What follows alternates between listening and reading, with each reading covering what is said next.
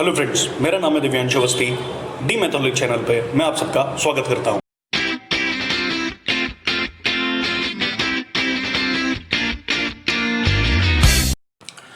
बच्चों, quadratic equation पे मेरा छठा वीडियो है।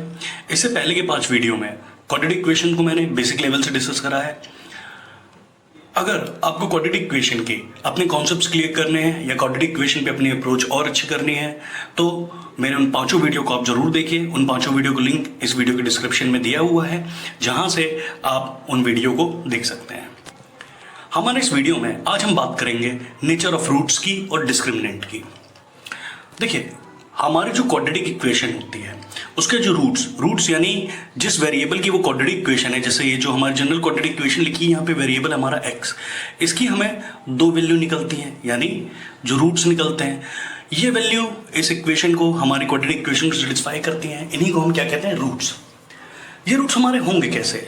बिना क्वाड्रेटिक इक्वेशन को सॉल्व करे हुए हम अगर ये पता कर लें कि हमारे रूट्स कैसे हैं, है ना, ये हम कैसे पता करते हैं? इन्हें बताता कौन है? हमें डिस्क्रिमिनेंट। अब ये डिस्क्रिमिनेंट क्या होता है? Discriminant is a value which tells us about nature of roots of quadratic equation, okay, and it is denoted by delta. Fine. इसका फॉर्मूला क्या होता है? B square minus 4ac। अब ये बी ए सी क्या है? देखिए, आपकी ये जनरल क्वाड्रेटिक इक्वेशन लिखी है, ए आपका एक्स स्क्वायर कोफिशिएंट है, बी एक्स कोफिशिएंट है, सी कांस्टेंट टर्म है ना। तो इसी हिसाब से अरेंज करके आप फॉर्मूले में रखेंगे वैल्यू और निकाल लेंगे। देखिए, इसको समझाने के लिए मैंने यहाँ पे एक एग्जांपल लिया हुआ है। ये हमारी क्वाड्रेटिक इक्वेशन है, हम इसका डिस्क्रिमिनेंट निकालना चाहते हैं। डिस्क्रिमिनेंट कैसे निकालेंगे हम?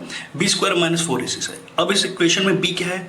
बी है आपका 10, है ना। आप कंपेयर करिए जनरल क्वाड्रेटिक इक्वेशन की, ये जो हमारी जनरल क्वाड्रेटिक इक्वेशन है हम इसे कंपेयर करते हैं तो b बराबर हमें कितना मिल रहा है? 10, ठीक है। फिर a बराबर हम निकालेंगे तो कितना आता है हमारा 1, और c इक्वल्स टू हमारा क्या आ रहा है?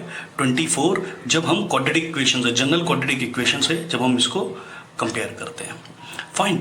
अब ये जो फॉर्मूला दिया हुआ था B square minus 4ac, simple सा आपने यहाँ पे वैल्यू पुट कर दी, ठीक है। अब b की जगह आपने 10 रख दिया तो 10 का स्क्वायर माइनस 4, a की जगह आपने 1 रख दिया और c की जगह आपने 24 रख दिया। फाइन। यहाँ से आप जब इसको सॉल्व करेंगे तो क्या आएगा? 4। तो देखिए, डिस्क्रिमिनेंट हमारा क्या आ गया? 4। अब ये जो आया है, ये जो वैल्यू आई है, ये बता क्या रही है? देखिए, व्हेन, इसमें 2 केस से हम पता करेंगे।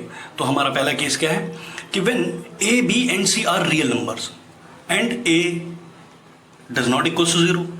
अब a अगर 0 के इक्वल हो जाएगा तो भैया हमारी जो क्वाड्रेटिक इक्वेशन है वो लीनियर इक्वेशन बन जाएगी ना। सर कैसे? समझ नहीं आया। देखिए, मैं जनरल क्वाड्रेटिक इक्वेशन लिख रहा हूँ, देखिएगा, ax square plus bx plus c equals to 0 है।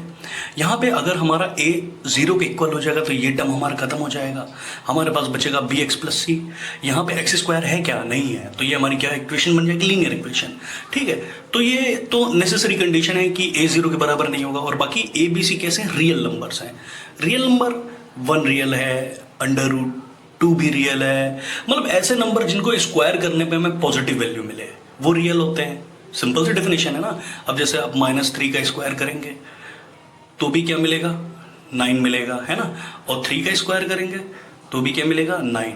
तो हमें पॉजिटिव, वो नंबर जिनको स्क्वायर करने पे हमें कोई दूसरी पॉजिटिव वैल्यू मिले उन्हें हम रियल नंबर कहते हैं, ठीक है। बात समझ में आ गई? तो जब ABC हमारे रियल होंगे, ठीक है ना, और a 0 के बराबर नहीं होगा, तो जब आप डेल्टा की वैल्यू निकालोगे, कैसे निकालोगे? ये सिंपल सा फॉर्मूला लिखा हुआ है बी स्क्वायर माइनस 4ac, ठीक है। अगर वो 0 के बराबर आ जाएगा, ये जो हमारी जो पहली कंडीशन है, यानी किसी भी इक्वेशन में अगर हम डिस्क्रिमिनेंट की वैल्यू निकालते हैं और वो 0 के इक्वल आता है तो रूट्स हमारे क्या होंगे? रूट्स हमारे इक्वल होंगे और रियल होंगे। फाइन। अगर हमारा जो डिस्क्रिमिनेंट है वो 0 से बड़ा आता है तो रूट्स हमारे रियल होंगे और अनइक्वल होंगे, मतलब 2 डिफरेंट वैल्यूज मिलेंगी, ठीक है। अच्छा, तीसरी कंडीशन हमारी क्या कहती है कि अगर डिस्क्रिमिनेंट की वैल्यू 0 से छोटी आती है तो रूट्स हमारे पेयर ऑफ कॉम्प्लेक्स कंजुगेट होंगे। यार, ये pair of complex conjugate, everything was correct. अब ये जो एक नई चीज आ गई, कॉम्प्लेक्स कंजुगेट्स। कॉम्प्लेक्स क्या होता है? देखो, कॉम्प्लेक्स नंबर बेसिकली यहाँ पे वो कहना चाहता है, कॉम्प्लेक्स नंबर मतलब, देखिए, रियल नंबर आप जानते हो ना वो नंबर जिनको स्क्वायर करने पे हमें पॉजिटिव नंबर कोई दूसरा मिलता है उन्हें हम रियल नंबर्स कहते हैं। ठीक है, अब इसका अपोजिट, अगर कोई नंबर उसका स्क्वायर करें और स्क्वायर करने के बाद भी हमें नेगेटिव वैल्यू मिलती है तो उन्हें हम इमेजिनरी नंबर्स कहते हैं। कैसे नंबर, जैसे देखिएगा, अंडर रूट -3 को आप स्क्वायर करिए, हमें क्या मिलेगा, हमें मिलेगा -3, है कि नहीं? तो क्या ये पॉजिटिव है? नहीं है ना, नेगेटिव है।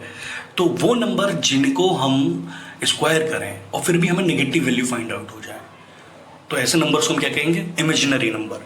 ठीक है, अब इमेजिनरी नंबर को लिखने का एक फंडा देख लीजिए। देखिए ये जो मैंने अभी आप यहाँ पे क्या लिखा था, अंडर रूट -3, इसे आप क्या लिख सकते हो, इसे आप ऐसे लिख सकते हो ना, -1 × 3। ठीक है, तो और क्या कर सकते हो इसको, अब अंडर रूट -1 × 3 है, इसको हम और क्या लिख सकते हैं, इसको हम लिख सकते हैं -1 और दूसरा एक और अंडर रूट लगा के लिख दो 3। ठीक है, ठीक है, चलेगा, कोई प्रॉब्लम नहीं है। अब ये अंडर रूट के अंदर ये जो -1 है इसे हम डिनोट करते हैं स्मॉल आई से, है ना। फिर एक बार क्लियरली लिख दे रहा हूँ, ये देखिए, small I equals to under root -1, इसे हम बोलते हैं आयोटा, इस आई को हम बोलते हैं आयोटा। ये इमेजिनरी नंबर्स को रिप्रेजेंट करने का काम आता है। फाइन, तो कॉम्प्लेक्स कंजुगेट, वापस आते हैं हमारी बात पे कि अगर डिस्क्रिमिनेंट की वैल्यू 0 से छोटी होती है, यानी कोई नेगेटिव वैल्यू आती है, तो हमारे कॉम्प्लेक्स कंजुगेट होते हैं, जो रूट्स होते हैं पेयर ऑफ कॉम्प्लेक्स कंजुगेट। मतलब आपको कॉम्प्लेक्स नंबर देखो, ऐसा नंबर जो रियल नंबर और इमेजिनरी नंबर से मिलकर बना होगा उसे हम कहेंगे कॉम्प्लेक्स कंजुगेट। ठीक है ना, जैसे एक मान लीजिए ये लिखा हुआ है 3 + 2i। अब आई तो इमेजिनरी में लगता है और ये पार्ट तो रियल है। ठीक है ना, ये पार्ट कैसा है, ये पार्ट है रियल। ठीक है, और ये पार्ट कैसा है, ये पार्ट है इमेजिनरी। ठीक है ना, कोई प्रॉब्लम तो है नहीं इसमें। तो इस नंबर को क्या बोलेंगे, 3 + 2i को कॉम्प्लेक्स नंबर बोलेंगे। ठीक है, और कॉम्प्लेक्स कंजुगेट मतलब दो रूट निकलते हैं, है ना। अगर डेल्टा ABC तीनों ही रियल है, फिर से देखिए, अगर ABC क्या है, x² कोफिशिएंट, x का कोफिशिएंट और कॉन्स्टेंटम, किसी क्वाड्रेटिक इक्वेशन के ABC यानी कोफिशिएंट या कॉन्स्टेंटम अगर रियल है, और डिस्क्रिमिनेंट की वैल्यू कैसे निकालते हैं, b² - 4ac। ठीक है ना, फॉर्मूले में हम वैल्यू रखेंगे डिफरेंट। तो जो वैल्यू आएगी हमारी डिस्क्रिमिनेंट की, अगर वो नेगेटिव आती है तो जो रूट्स आएंगे वो पेयर ऑफ कॉम्प्लेक्स कंजुगेट होंगे। मतलब अगर हमारा कोई एक रूट आया है 7 + 2i, एक हाइपोथेटिकली मैंने ले लिया कि एक कोई भी क्वाड्रेटिक इक्वेशन है, उसका एक रूट आया है 7 + 2i, तो ऑटोमेटिकली इसका दूसरा रूट हो जाएगा 7 - 2i। ठीक है, ओके, समझ में आ गया होगा आई होप। अब देखिए डिस्क्रिमिनेंट निकालने में दूसरी कंडीशन भी देख लेते हैं। देखो तब क्या होता है जब ABC रेशनल नंबर्स होते हैं। ठीक है, रेशनल नंबर रियल नंबर भी होते हैं, ध्यान रखना। ठीक है, हर रेशनल नंबर रियल नंबर होता है। ठीक है, लेकिन हर रियल नंबर रेशनल नंबर हो ये ज़रूरी नहीं। ठीक है, कैसे क्या अभी समझाएंगे, देखेंगे, बात करेंगे। देखिए जब ABC हमारे रेशनल होते हैं, ठीक है, तो अगर डिस्क्रिमिनेंट की वैल्यू 0 के इक्वल आएगी तो जो हमारे रूट्स होंगे वो क्या होंगे, रेशनल और इक्वल होंगे। ठीक है, रेशनल नंबर में पता करते हैं क्या होता है, रेशनल नंबर हम P/Q की फॉर्म में लिखते हैं, जहाँ पे Q जो होता है 0 के इक्वल नहीं होता है ना। 2 भी एक रेशनल नंबर है, 3 भी एक रेशनल नंबर है, आपने पढ़ा होगा। बाकी √7 ये इर्रेशनल नंबर होता है। ठीक है ना, पढ़ा होगा, रेशनल नंबर आप सब जानते होंगे, है ना। तो अब क्या बात हो रही थी, हमने ये कॉन्सेप्ट समझ लिया था। अब जबकि ABC रेशनल है और जो हमारा डिस्क्रिमिनेंट है उसकी वैल्यू 0 आती है, से बड़ी आती है, सॉरी मुझे माफ़ करिएगा, अगर ABC रियल नंबर है और जो डिस्क्रिमिनेंट हमारा उसकी वैल्यू 0 से बड़ी आती है, और जो वैल्यू आती है वो परफेक्ट स्क्वायर होती है, किसी भी रेशनल नंबर का परफेक्ट स्क्वायर होती है। तो जो हमारे रूट्स होते हैं वो रेशनल होते हैं और अनइक्वल होते हैं, यानी अलग अलग होते हैं। मतलब जैसे मान लीजिए कोई क्वाड्रेटिक इक्वेशन हमें दी गई थी, हमने डिस्क्रिमिनेंट की जो वैल्यू थी वो सपोज कर लीजिए, मान लेते हैं 16 आ गई। अब ये 16 क्या है, ये 16 किसी 4 क्या रेशनल नंबर है, 4 का ये स्क्वायर है। ठीक है, तो परफेक्ट स्क्वायर बोलेंगे इस नंबर को। तो जो क्वाड्रेटिक इक्वेशन होगी जिसका डिस्क्रिमिनेंट ये 16 आया हुआ है, उसके रूट्स हमारे कैसे होंगे, रेशनल होंगे और अनइक्वल होंगे। ओके, एक और कंडीशन देख लो, ये तीसरी वाली। अगेन अगर ABC ये जो तीनों क्वांटिटीज हैं, मतलब जो कोफिशिएंट्स होते हैं किसी क्वाड्रेटिक इक्वेशन के, वो रेशनल नंबर हो और हमारा डिस्क्रिमिनेंट फिर से 0 से बड़ा हो, लेकिन जो डिस्क्रिमिनेंट की वैल्यू आ रही है वो परफेक्ट स्क्वायर ना हो। ठीक है। तो रूट्स हमारे कैसे होंगे, इरेशनल होंगे और अनइक्वल होंगे। They form a pair of irrational conjugate like p plus under root Q, p minus under root Q, ठीक है, जहाँ पे p q क्या होंगे, रेशनल नंबर होंगे। इसका पहली बात तो इसको नहीं समझ में आया होगा, बहुत पहले समझाता हूँ। एक क्वाड्रेटिक इक्वेशन शुरुआत कर देते हैं। हम एक क्वाड्रेटिक इक्वेशन लेते हैं, X square plus X minus 6 equals to 0, ठीक है। जब आप इसका डिस्क्रिमिनेंट निकालते हो तो क्या आता है, बी स्क्वायर क्या है, यहाँ पे 1 है, 1 का स्क्वायर क्या हो जाएगा 1, ठीक है। अब माइनस 4, ए क्या है, ए अगेन 1 है, और सी क्या, सी हमारा -6 है, तो माइनस माइनस ये इसको प्लस कर देगा। तो यहाँ पे जो हमारा डिस्क्रिमिनेंट आ रहा है, यहाँ पे हमारा डिस्क्रिमिनेंट क्या आएगा 7। अभी जो वैल्यू 7 आई है, ये क्या परफेक्ट स्क्वायर है इस क्वाड्रेटिक इक्वेशन के लिए, मतलब ये क्वाड्रेटिक इक्वेशन है, इसका ये डिस्क्रिमिनेंट हमने निकाला है 7, तो ये हमें पता है 0 से बड़ा है, यानी रूट्स क्या होंगे, अनइक्वल होंगे और इरेशनल होंगे। ये हमें कैसे पता चला, क्योंकि जो ये हमारा ये 7 है, ये किसी भी रेशनल नंबर का परफेक्ट स्क्वायर नहीं होता है। और देखिए 1 एक्स स्क्वायर का कोफिशिएंट रेशनल नंबर, 1 ये भी एक्स का कोफिशिएंट है, ये भी रेशनल नंबर होता है, और -6 ये भी एक रेशनल नंबर है, ठीक है ना, कोई प्रॉब्लम इस बात में, ठीक है। अब आइए वापस से हमारे इस कॉन्सेप्ट में कि क्या इरेशनल नंबर होगा अगर परफेक्ट स्क्वायर नहीं बनेगा, 0 से वैल्यू बड़ी होती है तो डिस्क्रिमिनेंट की, लेकिन वो किस फॉर्म में होंगे, वो होंगे p plus under root Q, p minus under root Q. मतलब कोई भी आपने एक्स वाई जेड कोई भी क्वाड्रेटिक इक्वेशन सोच ली, ठीक है, आप उसको सॉल्व करने बैठे, अगर उसके डिस्क्रिमिनेंट की वैल्यू 0 से बड़ी आ रही है और वो परफेक्ट स्क्वायर नहीं है, और तो हमारे रूट्स कैसे मिलेंगे, 3 प्लस अंडर रूट 2, है ना, तो दूसरा रूट ऑटोमेटिकली क्या हो जाएगा, 3 माइनस अंडर रूट 2। आपने क्लास 10th में या पुरानी छोटी क्लासेस में बहुत सारी जगह पे आपने जब सॉल्व करा होगा तो आपने देखा होगा श्रीधराचार्य फॉर्मूला, मतलब जो फॉर्मूला में होता है उससे आप सॉल्व करते हो तो पूरा सॉल्व नहीं हो पाती इक्वेशन, वहाँ अंडर रूट के अंदर कुछ ना कुछ बचा रह जाता है ना। वो क्यों होता है, वो इसीलिए होता है क्योंकि जो क्वाड्रेटिक इक्वेशन होती है उसके जो कोफिशिएंट्स होते हैं और जो कांस्टेंट टर्म होता है, मतलब ABC, है ना, ये आपके रेशनल होते हैं। आप यहाँ से डिस्क्रिमिनेंट निकालते हो, डिस्क्रिमिनेंट की वैल्यू 0 से बढ़ जाती है, लेकिन वो परफेक्ट स्क्वायर नहीं होता है। तो जो रूट्स होते हैं हमारे वो कैसे होते हैं, वो इरेशनल होते हैं और अनइक्वल होते हैं। ठीक, बात क्लियर हो गई। आई थिंक तीसरी प्रॉपर्टी भी आपको समझ में आ गई होगी। अच्छा, चौथी प्रॉपर्टी पहले केस वाली जैसी है, क्या कि अगर डेल्टा यानी डिस्क्रिमिनेंट की वैल्यू 0 से छोटी होगी तो हमारे जो रूट्स होंगे वो पेयर ऑफ कॉम्प्लेक्स कंजुगेट होंगे, जो पहले केस में समझाया था। आइए अब एक दो प्रॉब्लम डिस्कस कर लेते हैं तो आपकी अप्रोच थोड़ी अच्छी क्लियर हो जाएगी। देखिए हमारा क्वेश्चन है, या find the nature of roots of the following equation without solving them. ठीक है, हमारे लिए कोई बड़ी बात नहीं है, हमें डिस्क्रिमिनेंट का फंडा समझ में आ गया है। ये हमारी पहली इक्वेशन है। अभी जो पहली इक्वेशन है, यहाँ पे एक चीज़ देखो, यहाँ पे हमारा एक्स स्क्वायर का कोफिशिएंट क्या है, एक्स स्क्वायर का कोफिशिएंट है हमारा √3, ओके, और एक्स का कोफिशिएंट क्या है, एक्स का कोफिशिएंट है हमारा -2, और कांस्टेंट टर्म क्या है हमारा -√3। अब ये √3 -√3 ये तो हमारे इरेशनल नंबर है, लेकिन ये रियल है, ठीक है। तो हमारे केस 1 के हिसाब से हम सॉल्व करेंगे, ये रियल नंबर्स हैं, आ गए। अब हम इनकी क्या निकालते हैं, अब हम इनके डिस्क्रिमिनेंट निकालते हैं। फॉर्मूला वही, delta equal to b² - 4ac, ठीक है। b² की वैल्यू रखी, 4ac सबकी अलग अलग वैल्यू लिखी। तो आपका जो डिस्क्रिमिनेंट आया है ये क्या आया है, ये 16 आया है और 0 से बड़ा है ना, 16 आया है, 0 से बड़ा है। तो रूट्स इसके कैसे, इस इक्वेशन को जब आप सॉल्व करोगे पहली वाली, तो इसके रूट्स कैसे आएंगे, रियल आएंगे और अनइक्वल आएंगे।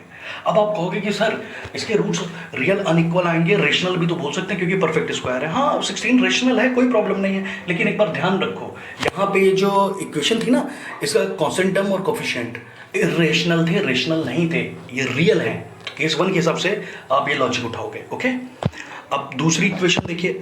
अब जब आप इस इक्वेशन को देखते हो तो यहाँ पे देखिए एक्स स्क्वायर कोफिशिएंट 4 है ना, यानी a ये क्या है 4 है, तो रेशनल भी है रियल भी है, रेशनल बोल देते हैं।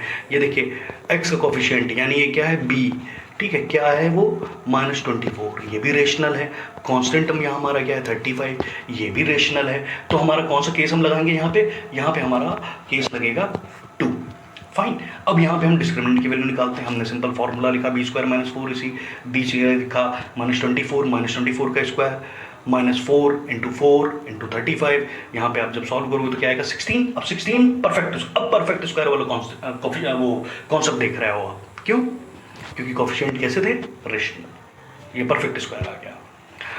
तो भाई आप क्या कह सकते हो, now delta is equals to 16 which is greater than 0, fine, and 16 is a perfect square of a rational number, hence roots are rational and unequal. वहां पे आप क्या कह रहे थे, वहां पे आप कह रहे थे roots are real and unequal, यहाँ पे आप क्या कह रहे हो, roots are rational and unequal.